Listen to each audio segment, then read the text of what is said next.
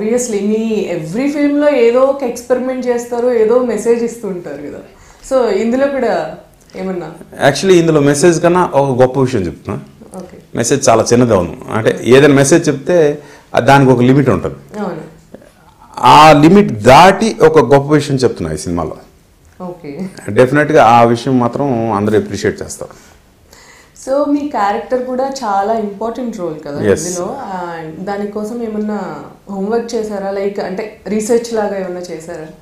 అంటే ఆ క్యారెక్టర్ ఎలా, అంటే కథ రాస్తున్నప్పుడు ఆ క్యారెక్టర్ ఎలా ట్రావెల్ చేయాలి అదంతా రాశాను, కానీ నేను క్యారెక్టర్ కోసం ఏం ప్రిపేర్ అవ్వాలి. మీరు కాదు, మీరు ఆబ్వియస్లీ మీరు ప్రిపేర్ అవ్వాల్సిన అవసరం లేదు. యాక్చువల్లీ మేకప్ కూడా వేసుకోలేదు ఎక్కడ కూడా, అలాంటి ఏం లేదు. సో అంటే అదొక డిఫరెంట్ ఇది కదా, యాంగిల్ కదా మన వాళ్ళకి, తెలుగు ఆడియన్స్కి. సో మీరు దాని గురించి రీసెర్చ్ చేసి ఇలా ఉండాలి అలా ఉండాలి అని అంత ప్రిపేర్ అయ్యారా? అంటే లుక్ వైజ్ ఇది, తర్వాత డైలాగ్స్ కూడా అతను ఎంత తెలివైన వాడు, అతను చూసిన అంటే పర్సెప్షన్ ఉంటుంది కదా, ప్రతి ఒక్కరికి ఒక పర్సెప్షన్ ఉంటుంది. ఇప్పుడు అతని పర్సెప్షన్లో నిజంగా ఘోస్ట్ ఏంటి, అతని పర్సెప్షన్లో నిజంగా ఇది ఎలా ఉంటుంది, ఒక డైలాగ్లో చెప్తాం.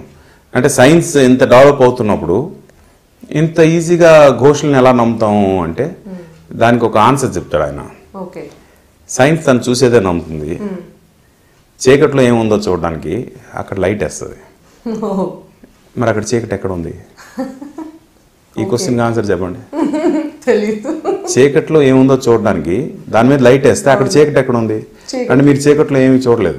లైట్ వేసాం కానీ చీకటి ఉంది, బట్ మనం లైట్ వేసి కానీ ఆ చీకటి పోయింది కదా, అంటే మీరు చీకట్లో ఏముందో చూడలేదు. అంటే చీకట్లో ఏదో ఉంది, ఆ ఏది ఉంది అనేది సైన్స్కి తెలియదు. ఆ సైన్స్కి నాన్ సైన్స్కి మధ్యలో ఉన్న ఆ ఫ్రిక్షన్ ఏదైతే ఉందో ఆ బ్రిడ్జ్గా నేను ఉన్నా అన్నమాట. చాలా క్వశ్చన్స్ ఆన్సర్స్ దొరుకుతాయి. చాలా క్వశ్చన్స్ కాదు, అంటే అన్ని క్వశ్చన్స్ కి ఒకే ఆన్సర్ దొరుకుతుంది అక్కడ. హారర్ అనగానే, దయ్యం అనగానే ఒక ఫీల్ ఉంటుంది కదా బేసిక్, అసలు ఉందా లేదా, ఇంత చదువుకున్నాము నమ్మాలా వద్దా, భయం వేస్తుంటుంది. అదే ఒక క్యారెక్టర్ అడుగుతుంది, సార్ 21st సెంచరీలో కూడా ఇవన్నీ నమ్మడం ఎలాగంటే 21st సెంచరీలో ఎందుకు నమ్మాలి అని అడిగితే, అంటే 21st సెంచరీలో ఎందుకు నమ్మకూడదు, 21st సెంచరీలో ఎందుకు నమ్మాలి అంటే ఇంతకు ముందు సెంచరీలో నమ్మొచ్చా, ఇప్పుడు నమ్మకూడదు అంటే సైన్స్ డెవలప్ అయింది కదా. మరి 21st సెంచరీలో ఊపిరి ఎందుకు తీసుకుంటున్నారు? ఇప్పుడు తీసుకుంటున్నారు కదా, సైన్స్ డెవలప్ అయిపోయింది, ఊపిరి ఎందుకు ఆపుకోలేదు? అవునా కదా? ఇంకోటి, సైన్స్ అనేది it's growing, it has not grown up. There is lot of difference between growing and grown up. ఎప్పుడైతే సైన్స్ ఇంకా మేము రీసెర్చ్ చేయడానికి ఇంకేమీ లేదు, మొత్తం చెప్పేసాం ప్రపంచం గురించి అని ఎప్పుడైతే అంటారో అప్పుడు సైన్స్ని మనం యాక్సెప్ట్ చేయాలి 100%.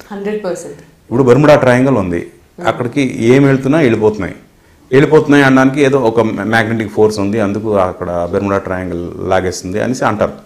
సరే, కానీ ఆ వెళ్ళి ఎక్కడికి వెళ్తున్నాయి, ఏం జరుగుతుంది అసలు ఆ లోపల, ఎందుకు ఆ మ్యాగ్నెటిక్ ఫోర్స్ ఉంది, అది చెప్పగలిగేంత సైన్స్ ఎదిగిందా? అది డెవలప్ అయితే అప్పుడు ఆ సెక్షన్ లో సైన్స్ డెవలప్ అయినట్టు. అంతే, ఎవ్రీ క్వశ్చన్ కి మనకి సైన్స్ లో ఆన్సర్ దొరికేస్తుంది అంటే అప్పుడు పూర్తిగా నమ్మొచ్చు. అంతేగాని చాలా క్వశ్చన్స్ కి సైన్స్ ఇంకా ఆన్సర్ చెప్పలేకపోతుంది. అలాంటప్పుడు how can you accept science as 100% true? నేను ఆత్మలు ఉన్నాయనే చెప్తున్నా, 100% ఆత్మలు ఉన్నాయి, ఆత్మలు ఉంటాయి, మీరు చూడండి. ఎందుకంటే యూనివర్సల్ ట్రూత్ గురించి నేను మాట్లాడలే,